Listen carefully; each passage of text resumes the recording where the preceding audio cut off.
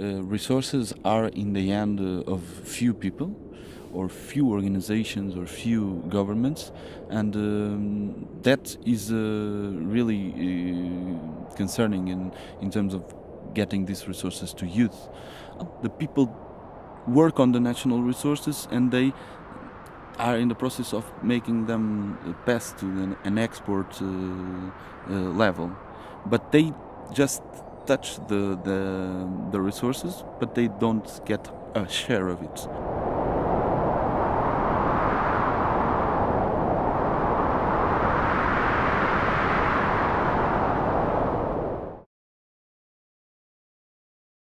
What makes me was simple because I actually ask other young girls and under 18 and some were 18 years old. I say, why don't you stand up and raise your voice? And they say, no, I'm scared of the community and I don't want to talk because I will be killed or I will be threatened or my family will actually discriminate me or they will make me not to be part of the family. So I knew at the end of the day it was going to happen to me.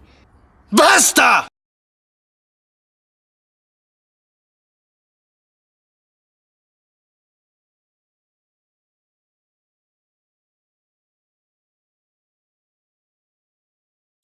I'm a researcher, and when I was doing my PhD, there was some professors who doesn't respect the students. I wasn't respected because I was a Muslim scarfed woman, but I had a friend of me, an Indian one, Hindusian, and he wasn't respected too. We were treated like I don't know what, like slaves, because we were different, and we couldn't do anything.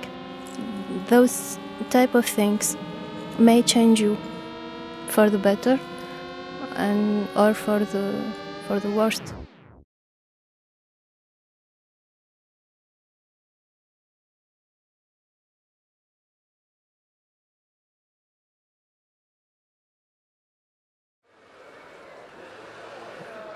There was some killings in my country due to terror, and I participated actively because people are mostly talking about criticizing governments, telling their thoughts only on social media, and everyone can criticize something, some organization or the government on Facebook, Twitter, but if you aren't actually there shouting for your right, and I don't think it's much of a thing. So I felt it when I'm on the streets, actually being there with people and sharing this energy with them together and raising our voices together. That's when I felt something like that, and that's actually these kind of moments. Like, in the streets, I feel it, or here while taking my training course, I feel it because I'm here with the people who actually care, and that makes me feel good.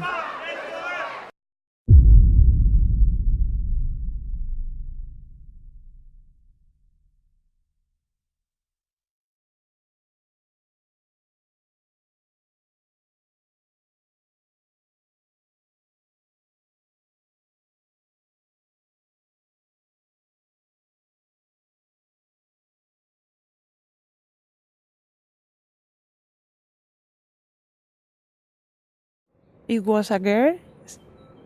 She was pregnant and she couldn't access in a legal clinic to doesn't continue with this situation, and she doesn't receive the institution of support for her and for this situation. And finally, she went to a legal clinic. I feel sad. I feel quite like I couldn't give all the helps she really needs. So I feel like terrible because I couldn't help her.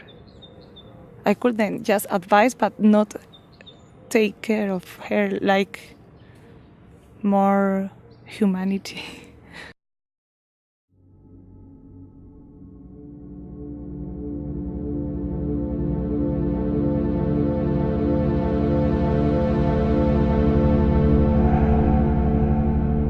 I was born in 1989, and before we had a communism, and for example my parents, they didn't have a right to move, to go abroad for any kind of mobility.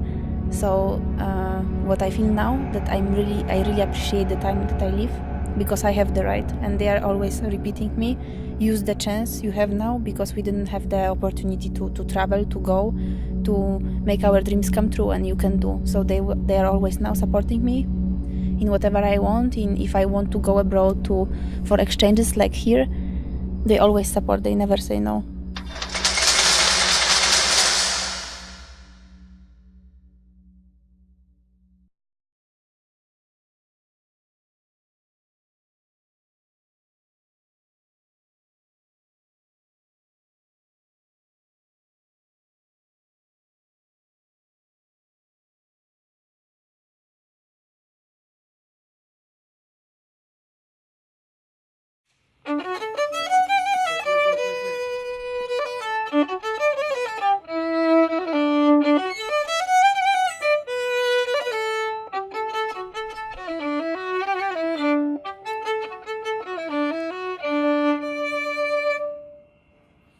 This is what you want to play. So, your violin under left shoulder, this arm. I think education is very important. If they know that they should learn or they should go to school and they can get a better job, so the problem could be less. Because of they don't realize how important the education is, so they left school and sometimes it's hard to explain because of they're hungry, so they have to find a job. So many parents in upcountry, they don't care much about this. They just let kids work in the factory to help them.